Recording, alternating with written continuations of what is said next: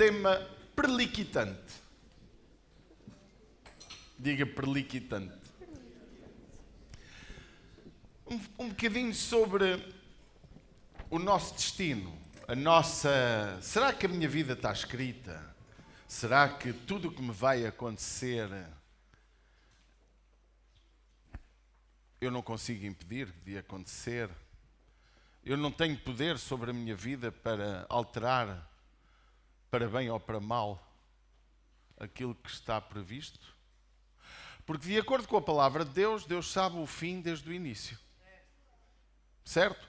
E eu estou a falar sobre isto porque um dos argumentos dos infiéis, diagnósticos, até ateus, é uma palavra já forte, porque ateu é aquele que não acredita em nenhuma forma de sobrenatural, de Deus, de criação. O agnóstico está aberto à experiência se lhe provarem.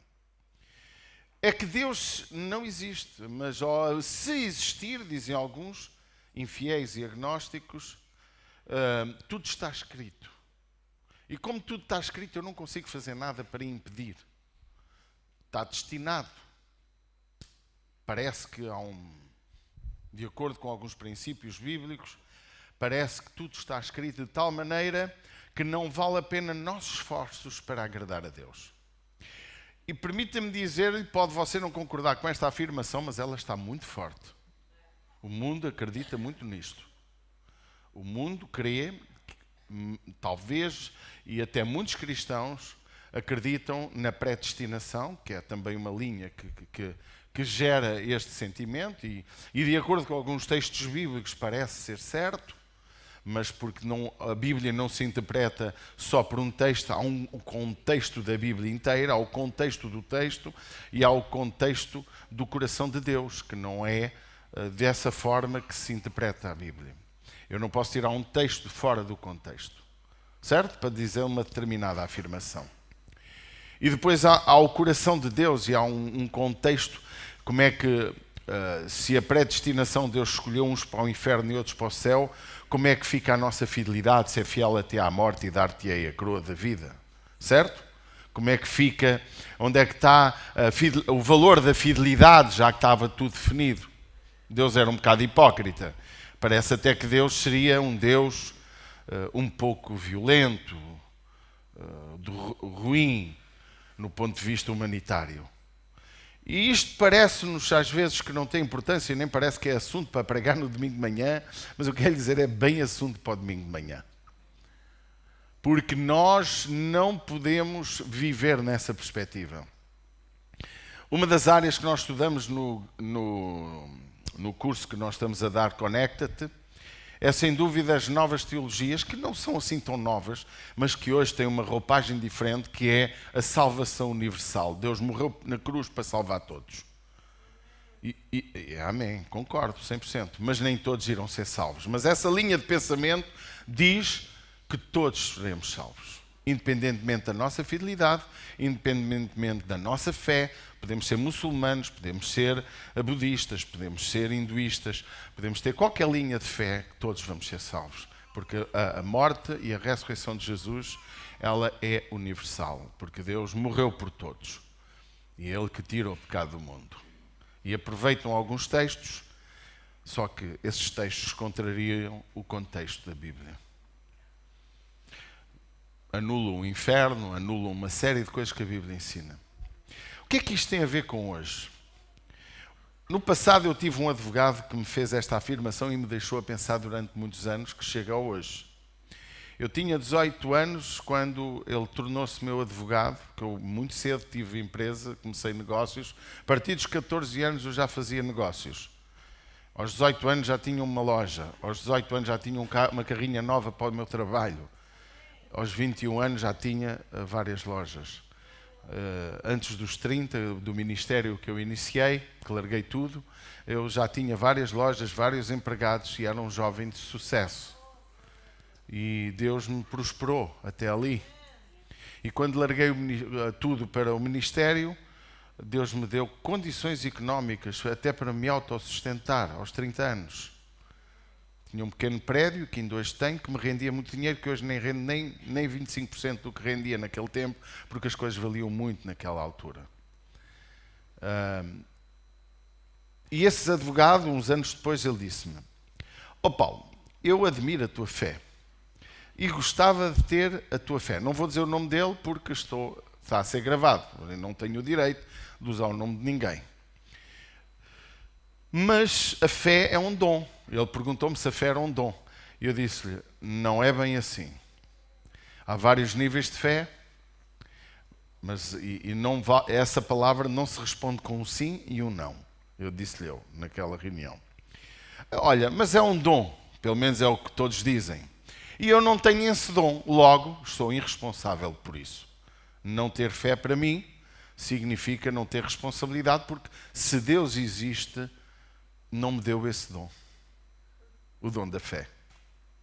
Embora eu gostaria de o ter, tive já outras pessoas que me disseram: eu gostava de ter essa esperança. Por exemplo, vocês ouvem bastante, não é o Cortella, é o outro, como é que se chama? O Karnal, não é? Um filósofo muito forte que estudou junto com os padres e com as freiras. O Karnal diz que perdeu a fé, não tem fé e não acredita na existência de Deus. E explica porquê. É natural que muita gente seja bujardada com estes sentimentos e pensamentos que nos levam a perder completamente a paixão pela fidelidade e a paixão por Deus. E eu hoje queria ajudar-nos um bocadinho sobre isto, sobre este advogado que me inspirou já algumas vezes a falar dele, mas que ele não sabia algumas respostas. Há um princípio de Deus, e o princípio de Deus, e sobre a questão do nosso destino, de acordo com Jeremias 29:11, Deus diz, e podemos até ler 29:11, chegamos depois ao 14 e passamos, não, 11 a 14, assim há que é, diz muitas coisas sobre encontrar Deus e algumas coisas importantes. Jeremias 29 diz: porque eu bem sei os pensamentos que penso de vós, diz o Senhor, pensamentos de paz e não de mal, para vos dar o fim que esperais. Então me invocareis e ireis e orareis a mim, e eu vos ouvirei. E buscar-me-eis e me achareis quando buscardes de todo o vosso coração. E serei achado de vós, diz o Senhor, e farei voltar os vossos cativos, e congregar-vos-ei de todas as nações e de todos os lugares para onde vos lancei, diz o Senhor, e tornarei a trazer-vos ao lugar de onde vos transportei. Voltando ao versículo 13, e buscar-me-eis e me achareis quando buscares de todo o vosso coração. E depois diz: e serei achado de vós. Um dos segredos para o homem encontrar Deus é buscá-lo. O grande problema no coração do homem é que a maioria do homem sabe que buscá-lo representa algumas coisas que ele não quer. Muito homem não quer buscar Deus porque tem medo que, ao encontrar essa verdade, lhe mude o padrão de vida. Um drogado não quer encontrar Deus porque tem que largar a droga. Um infiel, um homem que vive numa prática ilícita sexual, ele, ao encontrar Deus, sabe que realmente vai mudar a sua vida. Mas é necessário buscar Deus com desejo de o buscar. É muito fácil nós querermos ignorar o que está errado. Por exemplo, se eu sei que tocar num copo de vinho me vai afetar, é muito fácil eu tentar ignorar esse princípio. Se eu sei que vir para a igreja e procurar ser fiel, imaginemos, para subir ao altar, para pregar a palavra, para viver num padrão de vida como Deus quer, me leva a coisas que eu não quero fazer. Ser fiel nisto, naquilo, naquele outro. Então é mais fácil ignorar esse serviço do que viver dessa forma. Por exemplo, se eu sei que seguir Jesus, de acordo com o princípio bíblico, significa negar-me a mim mesmo. Logo, eu não me quero negar a mim mesmo porque eu tenho prazer naquilo que me dá prazer.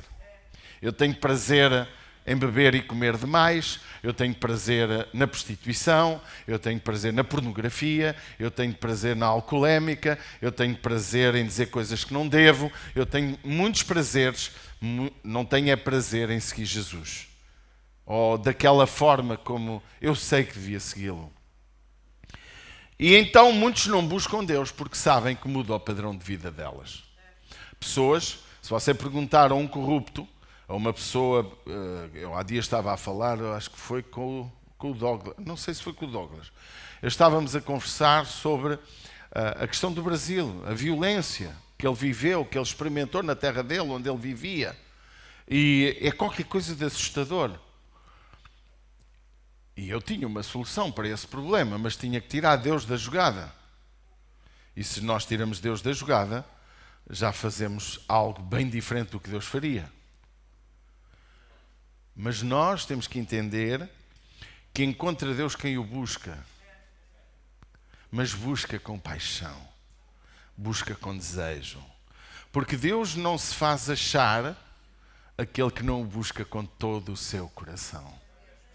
Sejas lá tu quem fores. Mesmo tu vindo à igreja, podes estar a caminhar para a igreja todos os dias e não sentires Deus. Não teres tido uma experiência real com Deus. Podes ter tido uma experiência intelectual com Deus. Uma experiência que, da lógica, faz sentido estas verdades. O que Deus quer é muito mais do que isso na tua vida. Deus diz no Salmo 101, verso 6, uma coisa importante. Os meus olhos procuram os fiéis da terra. Para quê? Para que estejam comigo e que andem num caminho reto. Esse me servirá. Quem é que Deus busca? Os fiéis. Por um lado eu busco, por outro lado Deus busca. E porquê é que Deus busca os fiéis da terra? Porquê? Porque Ele conhece o coração de cada um. Há pessoas que, e deixe-me dizer-lhe, não me recordo qual foi o filósofo que falou, todo homem, toda a criança nasce pura e o mundo a corrompe. Quem é que disse isso? Não me lembro. Se foi Sócrates, foi Platão, não me recordo quem disse isso. E disse, toda a gente nasce pura, mas o mundo a corrompe. Nós somos o que somos fruto daquilo que vivemos. Nós somos aquilo que comemos, nós somos aquilo que ouvimos, nós somos aquilo que desejamos. E isso não é culpa de Deus. Há bocadinho o nosso amigo Júnior, pastor auxiliar desta casa, disse-me assim, pastor, eu estive a ler... Posso falar, Júnior? Posso? Obrigado. Ele nem sabia o que eu ia pregar. Ele disse, pastor, o verso 26 diz, façamos o homem, do capítulo 1 de Gênesis, façamos o homem à nossa imagem e semelhança, mas os versos anteriores não fala que Deus, a palavra façamos, e Deus fez. Porquê que o homem foi diferente? E eu respondi de uma forma muito simplória, como também vou dar uma explicação simplória hoje, sobre o que quero pregar. E eu disse, é muito simples. Deus criou os seres viventes sem livre-arbítrio, sem vontade própria, sem capacidade de sair do seu padrão, da sua própria natureza. O homem é o ser humano criado à imagem e semelhança de Deus, que tem vontade própria, tem capacidade de fazer o que ele quer, de bem e de mal. Vocês não criam um Deus, ninguém queria que Deus fosse aquele Deus que muitos humanitários dizem, alguns ateus também. Vocês não criam um Deus que nos obrigasse a ser fiéis e a adorá-lo todos os dias às 8 da manhã e às 10 da noite e a sermos fiéis em tudo, porque esse Deus não era amado de livre vontade, era amado por imposição da sua própria criação. Ele criou-nos para isso. Nem os anjos de Deus fez assim. Por isso que os anjos pecaram e se rebelaram contra Deus. Deus nos criou diferente dos animais. O animal tem um padrão de vida, de qual em determinado momento procura a sua fêmea e a fêmea procura o macho e reproduz-se, porque é a sua natureza. O homem é capaz, inclusive, de não se reproduzir e matar quem ele manda vir ao mundo. O homem é capaz de fazer mal por prazer. O homem mata-se por falta de necessidade. Ele não tem qualquer necessidade de matar um animal e mata. Ele não tem necessidade de destruir o planeta e destrói. Ele não tem necessidade de fazer mal uns aos outros, porque podíamos viver todos muito melhor se fôssemos generosos uns com os outros. E a generosidade gera generosidade. Mas o homem não é assim. Então Deus é culpado do homem ser infiel e pecar? Não. Deus criou a humanidade para que a humanidade escolha aquilo que cada um quer, fruto de cada um tenha das suas próprias consequências do passado. Por isso que a Bíblia diz que Deus visita a maldade de geração em geração.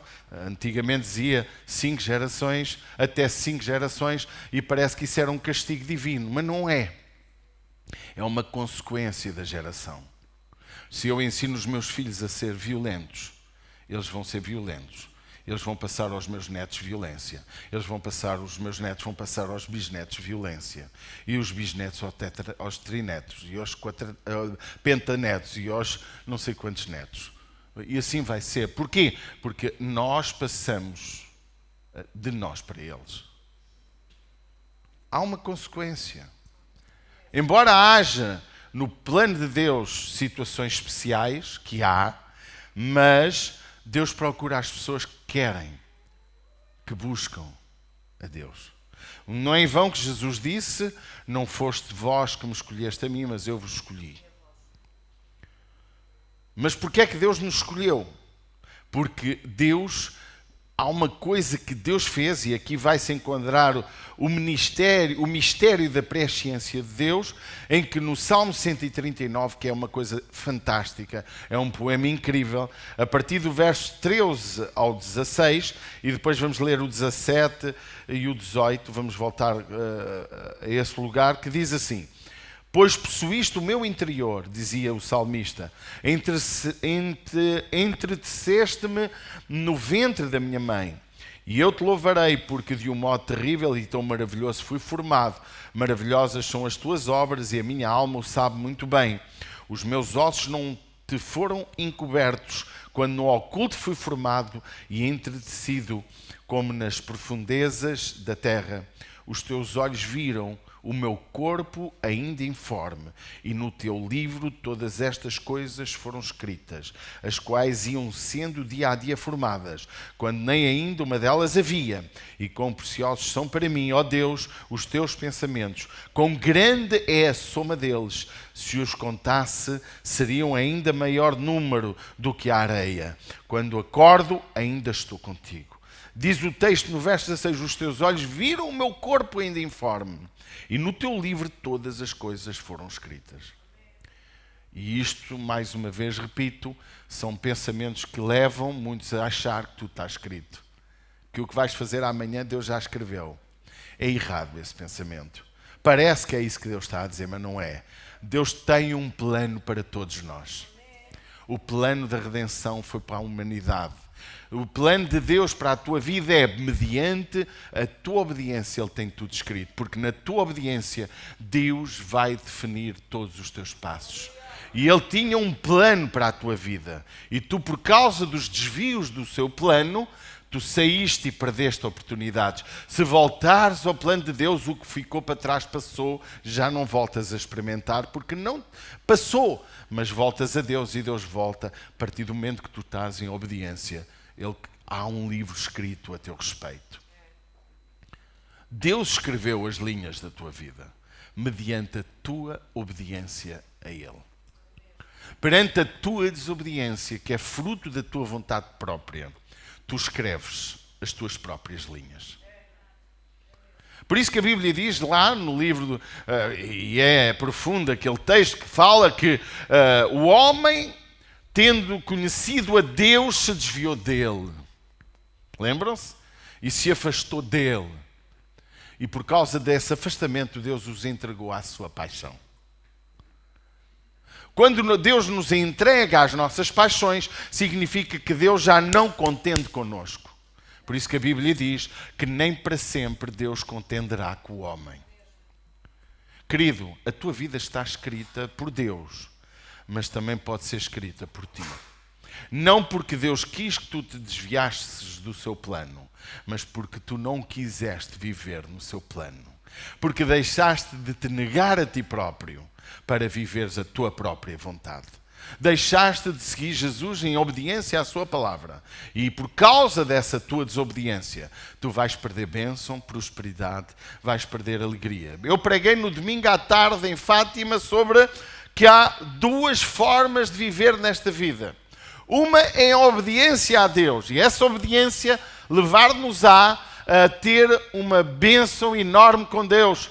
E há a desobediência que nos leva a viver sem Deus e a perder uma série de coisas. Mas eu usei o texto que Moisés falou, quando Deus disse: eu não vou convosco no deserto, mas enviarei o meu anjo. E Moisés disse: não, se tu não fores conosco, eu não quero sair daqui. Ou vais conosco ou não vamos. Não nos faças sair daqui sem ti. De tal maneira a intercessão de Moisés foi acentuada que Deus teve que aceitar a proposta de Moisés.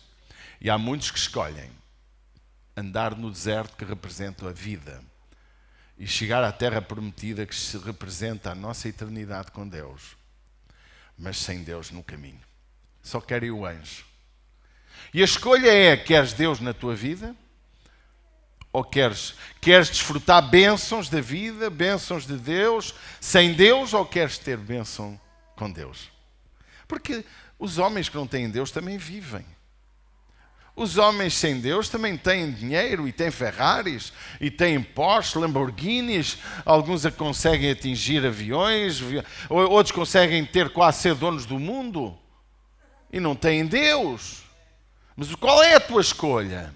É caminhar a tua vida com Deus ou com a presença dos anjos? Qual é que tu escolhes? E falámos sobre isso. E eu pergunto nesta manhã: tudo está escrito, mas será que tu queres viver o que Deus escreveu a teu respeito? Deus é o Deus que diz Isaías, em capítulo 46, verso 9: lembrai-vos das coisas passadas desde a antiguidade, que eu sou Deus, e não há outro Deus, não há outro semelhante a mim, que anuncio o fim desde o princípio, e desde a antiguidade as coisas que ainda não sucederam, que digo: o meu conselho será firme e farei toda a minha vontade. Deus é o Deus que anuncia o fim desde o início. Ele é o que tem as chaves da porta da vida e da morte. Agora a minha pergunta é: tu queres viver o que Deus escreveu a teu respeito, ou tu queres viver aquilo que tu escreves? Infelizmente, a maioria vive a escrever a sua própria história. Porquê? Porque nós decidimos caminhar com Deus, obedecendo a princípios de Deus, vivendo obedientes a muitas coisas sobre Deus, mas não obedecendo à orientação total de Deus para a nossa vida. Não deixamos Deus controlar-nos. Não deixamos Deus guiar-nos. Não deixamos Deus tomar o controle da nossa vida. A quem tu deste o teu coração, é esse que toma conta. Se o teu coração está entregue à tua vontade, é a tua vontade que vence. Se o teu coração está entregue ao Espírito Santo, é Ele que te vai conduzir. E este é o segredo para nós vivermos aquilo que Deus escreveu a nosso respeito.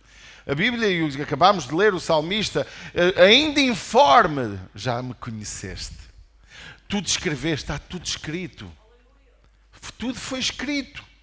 Não é em vão que Apocalipse fala um bocado sobre isto.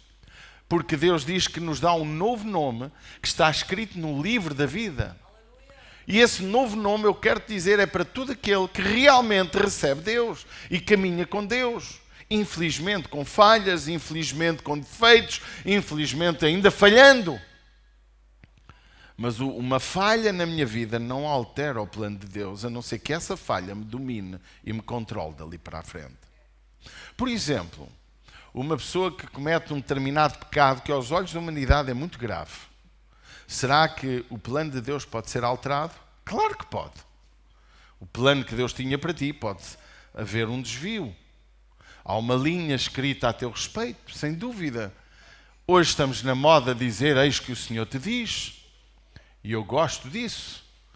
Mas não gosto do que está a acontecer nos nossos dias. Se você for a uma determinada igreja, para você ficar cativado a ela, o pregador vai dizer: eis que o Senhor me está a dizer a teu respeito.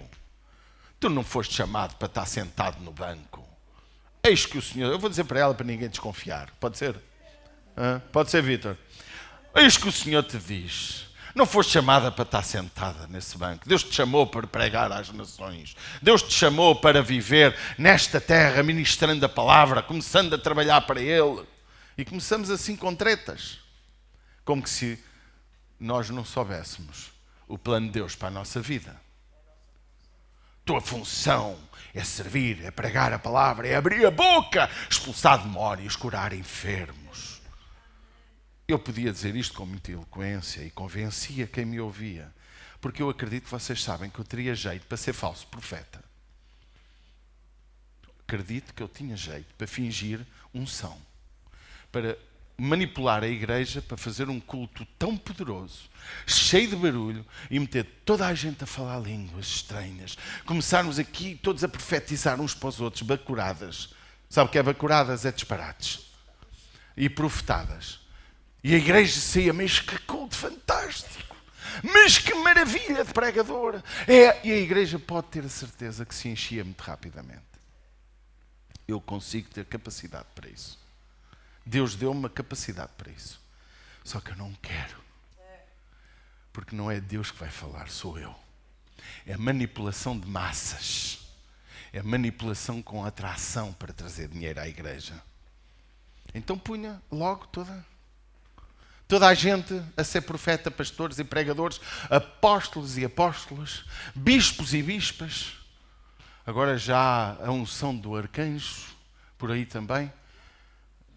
Queridos, ouçam com muita atenção. A tua vida está escrita com o plano de Deus. Deus tem um plano. É certíssimo dizer isso a toda a gente. Deus tem um plano para a tua vida. E esse plano envolve entregar o teu coração a Ele. Esse plano envolve buscar a Deus com todo o teu coração. Esse plano envolve Deus chamar-te. A Bíblia diz que muitos são chamados e poucos são escolhidos. Sabe porquê é que poucos são escolhidos? Porque poucos querem ser e viver como Deus quer. Não é Deus que escolheu uns para o inferno e outros para o céu, porque isso roubava-nos o livre-arbítrio. Mas todos temos a capacidade de nos colocarmos nas mãos dele para fazer o seu projeto. Eu creio que cada um de nós neste lugar é um pastor em potencial, é um profeta, diga comigo, em potencial, é um apóstolo em potencial, é um profeta incrível, é um homem com dom de cura, dom de libertação, os dons do Espírito. Todos nós temos um ministério para exercitar, mas eu não acredito que seja para abrir uma igreja ao lado desta, nem uma igreja logo, 50 igrejas na mesma cidade, para andarem a dizer mal uns dos outros. Não é esse o plano de Deus. O plano de Deus é levantar uma igreja forte, apaixonada, onde se cultua ao Rei, porque já está escrito na Bíblia que a multidão honra o Rei. Pode dizer amém? Está escrito na palavra de Deus. Deus quer que a sua casa se encha. Está ou não está? E há muitos que só fazem diminuir a casa, esvaziar a casa. Deus quer que tu sejas um pregador em potencial para falar ao teu colega no trabalho, para orar por ele e curar as suas enfermidades. Eu tinha 18 anos quando cheguei à casa de alguém que eu ganhei para Jesus em Caldas da Rainha. Ele estava doente com uma dor, uma doença que todos os anos lhe afetava. Eu orei por ele naquele dia, não senti calafrio nenhum, não senti nada, só pus as mãos assim porque o meu pastor dizia que não se podia pôr assim. Então pus assim, orei por ele. Anos depois eu soube que ele foi curado, naquele dia. Nunca eu soube pela boca dele com medo que eu me envaidecesse.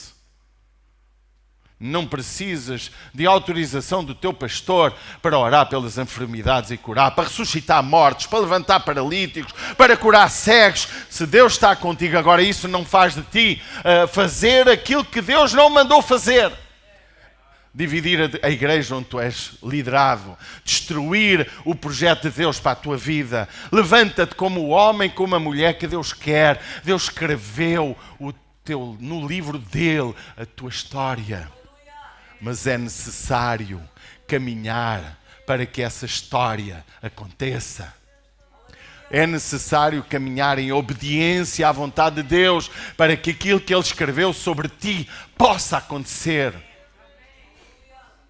Não dá para caminhar nesta terra vivendo à nossa vontade e aos nossos prazeres. Não dá para caminhar nesta terra dizendo: eu sou um escolhido do Senhor. É verdade que és, mas vives na vontade dele ou vives na tua vontade? Muitos consideram que a salvação não é para todos, mas também há quem considere, como disse há bocado, que a salvação é para todos. E não é para todos, não porque Deus não quer, não é para todos porque nem todos querem. Penso que todos nós já passámos por fases difíceis, por conflitos interiores, por situações que nos afetaram e que nos apeteceu dizer basta. Já me apeteceu entregar a igreja, já me apeteceu desistir do ministério. Não podia dizer outra coisa. Já me apeteceu morrer, inclusive. Porque eu sei para onde vou. Uma das razões pelas quais eu não tenho medo de morrer, só não queria ter dores. É a única coisa. Mas acho que até isso a gente vai aprendendo a ter. Uma das razões é porque eu sei que vou para um lugar muito melhor. Embora eu não queira morrer, gostaria muito de ver cumprido aquilo que eu acredito que vou ver. Gostaria de deixar um legado que eu acredito que vou deixar. E se morrer hoje, não me sinto insatisfeito, porque já conseguimos ajudar muitas pessoas. Não chego de mãos vazias ao Senhor, mas acho que estou muito longe de viver aquilo que estou a pregar. Ainda estou longe. Ainda faço muito a minha vontade. Perdoem-me por isso. Perdoem-me por isso. Mas Deus quer que todos se salvem e venham ao conhecimento da verdade. Mas nem todos querem. Um dia Jesus falou sobre Sodoma e Gomorra, que haveria maior rigor na justiça para esta geração do que para eles. E sobre os ninivitas, Deus falou em Mateus 12, verso 38.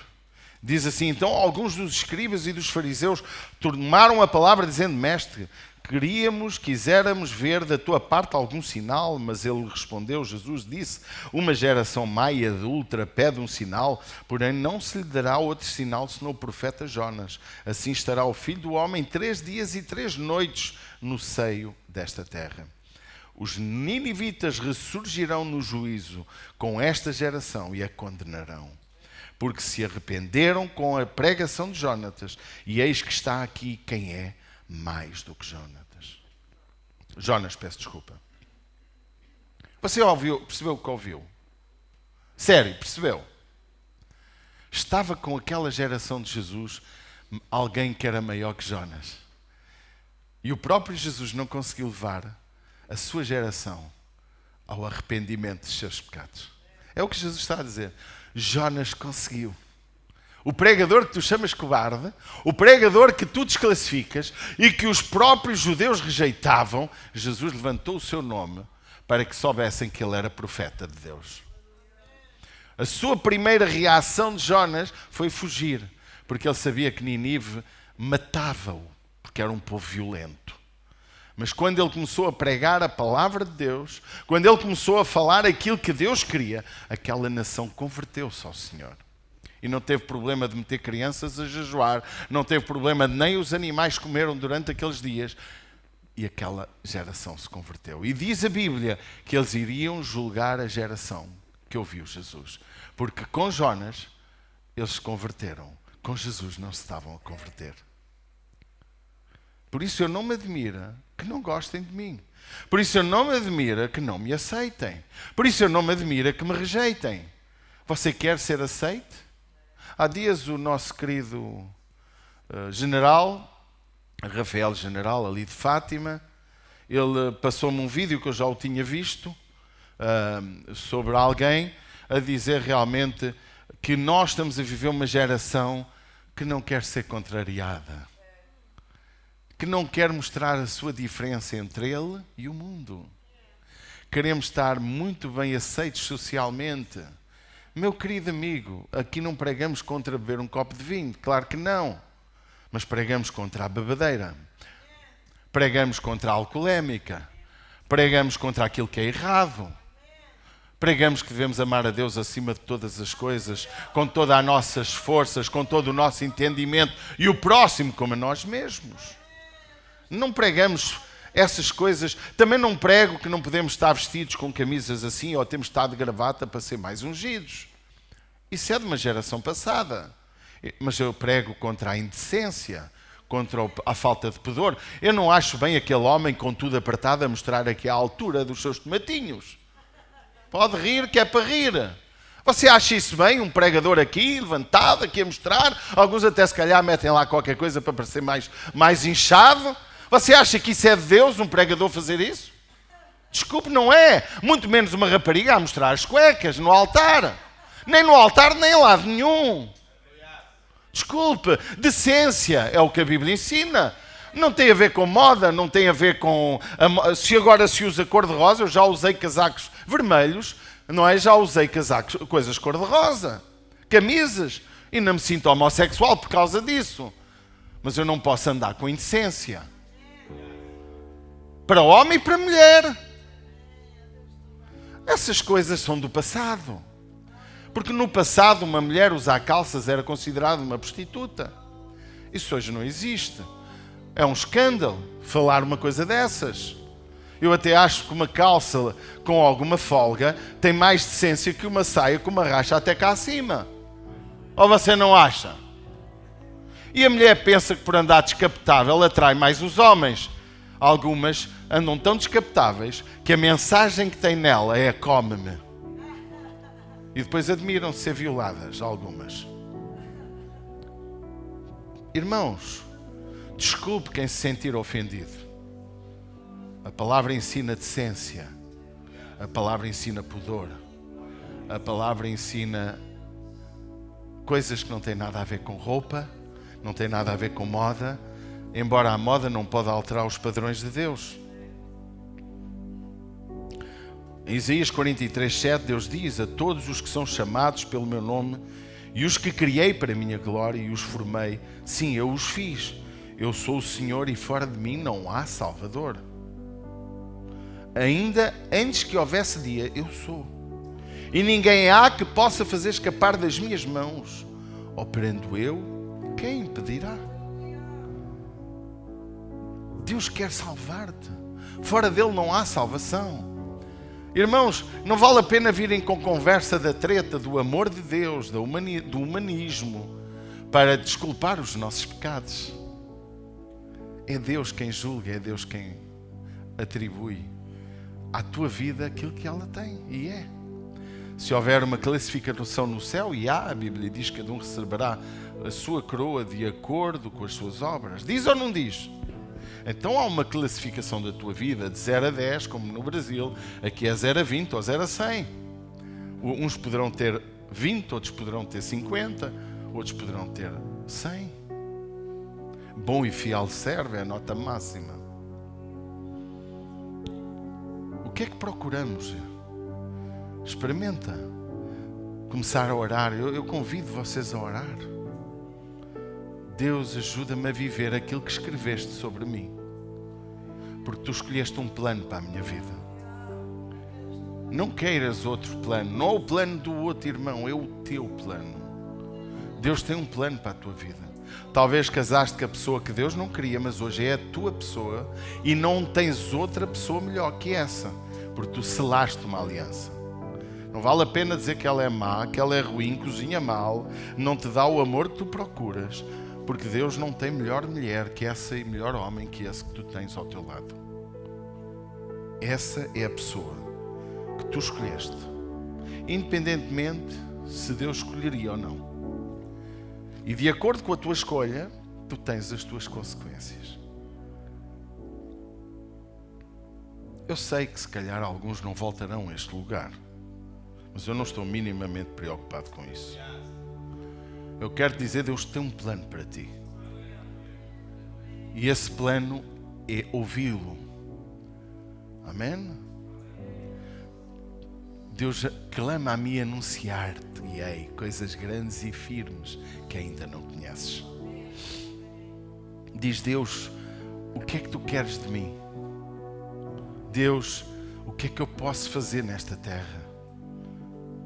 Eu acredito que vocês brasileiros que estão nesta terra, que estão a ser indesejados por muita gente, que alguns se calhar se sentem humilhados, vocês podem transformar isso em bênção. E amanhã vocês terem muitos filhos portugueses a dizer: se não fosse este casal brasileiro, eu não tinha conhecido Jesus. Experimenta isso. Porque vocês têm uma capacidade de simpatia, que nós portugueses somos umas bestas, brutos a falar, diretos a falar. Se eu for ao restaurante e tiver salgado, eu digo que está salgado. Vocês dizem que está bom. Eu não, está salgado. Não sou melhor que vocês nem pior. Sou diferente. Deus conhece e pode mudar a nossa estrutura. Fomos chamados para a comunhão com Jesus Cristo. Em 1 Coríntios 1:9, este é o ponto 3 da nossa meditação. Fiel é Deus pelo que foste chamados para a comunhão de seu Filho, Jesus Cristo. Não foste chamado para a comunhão dos bêbados, mas para a comunhão de Jesus Cristo. E com os bêbados é para tu chamares à comunhão de Jesus. Jesus comia com os bêbados, com os comilões, falava com as prostitutas, falava com as adúlteras, não para ser igual a eles, muito menos para parecer bem para eles, mas para o levar a Jesus, para os levar a Ele, que era Ele mesmo, não é? Amém? Fomos chamados, como diz 1 Coríntios 1:9, para a comunhão do seu Filho Jesus Cristo, nosso Senhor. O Salmo 139:1, voltando a ele: ó Senhor, tu me sondaste e me conheces. Tu conheces o meu assentar e o meu levantar. De longe entendes o meu pensamento. Veja o que é que Deus fala através desse salmista. Cercas o meu andar e o meu deitar e conheces todos os meus caminhos. Sem que haja uma palavra na minha língua, eis que, ó Senhor, tudo conheces. Tu me cercaste em volta e puseste sobre mim a tua mão. Tal ciência é para mim maravilhosíssima, tão alta que não posso atingir. Para onde eu fugirei da tua presença, ou irei do teu espírito? Para onde fugirei da tua face? Se eu fugir, tu estás onde eu estiver. O verso 23, ele diz: sonda-me, ó Deus, e conhece o meu coração, prova-me e conhece os meus pensamentos, e vê se há em mim algum caminho mau, e guia-me pelo caminho eterno. Esta é a nossa oração. Sonda-me, ó Deus. Sonda-me, ó Deus. Vamos dizer juntos: sonda-me, ó Deus. Vamos fazer esta oração. Sonda-me, ó Deus, e vê se há em mim algum caminho mau. Sonda-me, sonda-me, sonda-me, sonda-me. O último ponto que eu tenho é chamados para dar fruto. E não há dúvida, já disse até o versículo em João 15:16, que Jesus disse que nos escolheu para dar fruto e para que o nosso fruto permaneça. Que fruto é esse? Ovelha gera ovelha. O amor gera o amor. A bondade gera bondade. Amém? Perdão gera perdão.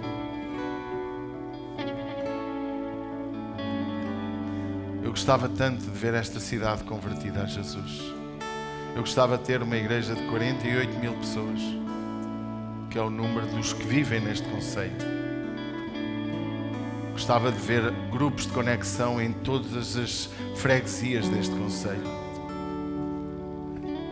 Andamos a tentar abrir uma comunidade em Fátima, uma casa. Mas para quê? Se nós não fizermos e não formos caminhando naquilo que Jesus escreveu a nosso respeito. Talvez Deus não escreveu para vir para Portugal, mas agora estás. Deixa Deus reescrever a tua história, porque as tuas decisões levaram-te ao sítio errado, se calhar à prostituição, à mentira, ao roubo, à falsidade. Mas hoje Deus quer reescrever a tua história. Amém? Não fomos chamados para dar o dízimo na igreja só. Não fomos chamados para assentar-nos nesses bancos lindos, para levantar o ego do pregador, para aplaudir o pregador. Não fomos chamados para isso. Fomos chamados para, no nosso trabalho, ser um evangelista. Fomos chamados para, quando estamos no café, o Espírito Santo revelar-se a nós e olhar para aquela pessoa e ter uma palavra para ela e dizer: você não me conhece, mas eu quero lhe dizer algo. Fomos chamados para, quando virmos um paralítico ou alguém doente, o Espírito Santo revela-se a nós, porque somos guiados pelo Espírito Santo, e chegar àquela pessoa e dizer-lhe sobre o amor, falar sobre o amor de Jesus e orar por ela e ela ser curada. Não é preciso ser título de pastor, não é preciso ser título de diácono, não é preciso... Olha, lembra-se os diáconos da igreja dos Atos dos Apóstolos? Eles tinham revelação de Deus. Deus até trasladou um. Lembram-se? Deus chamou-o a falar ao eunuco sobre o amor de Deus e o batizou. Lembram-se quem foi? Filipe. E de quando ele explicou e não havia mais nada a fazer, diz que Deus o trasladou para o outro lado. Que milagre! É um diácono que, segundo consta, baixa um pouco, segundo consta, é a classe mais baixa dos consagrados. Eu quero lhe dizer que não. Não há classe alta nem classe baixa nos consagrados. Como não há dons melhores nem piores. Como não há ministério melhor nem pior. Porque o melhor é aquele que está nas vastas mãos de Deus, que é guiado pelo Espírito Santo para fazer aquilo que Deus manda. É esses que são os melhores. É os que são guiados pelo Espírito Santo. Eu podia manipular para fazermos uma oferta fantástica na igreja. E a igreja precisa imenso. Mas já viu que eu não faço isso? Só faço para você entrar nos eixos. Eu sou mesmo chato para você entrar no céu. Eu quero que você vá com Jesus comigo para cima. Eu quero chegar ao céu e dizer: bem-aventurado servo, foste fiel, fizeste o que eu mandei, pregaste o que eu mandei. Não foste tão acariciado pela multidão, tiveste pouca gente que gostou de ti, mas por tua causa, olha os que foram salvos, porque tu deste a palavra certa na hora certa. É isso que nós precisamos. Experimenta deixar-te guiar pelo Espírito Santo. Experimenta dobrar os teus joelhos como o salmista no Salmo 139 e dizer: sonda-me, ó Deus, sonda-me, sonda-me. Para de ser crente certinho para ser crente guiado. Porque é fácil ser certinho. Certinho é aquele que dá o dízimo. Certinho é aquele que vem ao culto. Certinho é aquele que até canta e não falta nenhuma atividade na igreja. Mas guiado pelo Espírito Santo, viver as linhas que Deus escreveu sobre a tua vida é diferente. Amém? Eu não quero que tu deixes de ser certinho. Eu quero que tu sejas guiado por Deus para fazer aquilo que Ele manda. Vamos ficar de pé.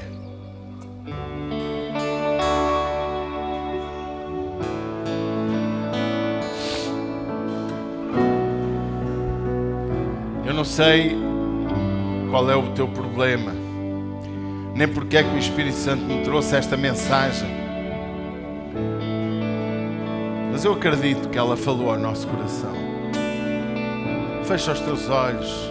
Tu que estás online connosco, fecha os teus olhos. Se estás a conduzir, tudo bem, não feches. Se não podes encostar o carro, continua. Eu quero fazer esta oração juntos. Vamos dizer: Pai, levanta a tua voz comigo. Pai, se queres, levanta as tuas mãos em ato de rendição e de submissão à autoridade de Deus. Diz: Pai, em nome do teu Filho Jesus, sonda-me, e conhece-me. Vê o meu coração, prova os meus pensamentos e vê se há em mim algum caminho mau e guia-me pelo caminho eterno. Pai, em nome de Jesus, toma-me em tuas mãos. Eu quero viver para estar em comunhão contigo. Como o salmista pôde dizer no Salmo 101, tu procuras os fiéis da terra para que eles estejam contigo e que andem num caminho reto, e esse me servirá.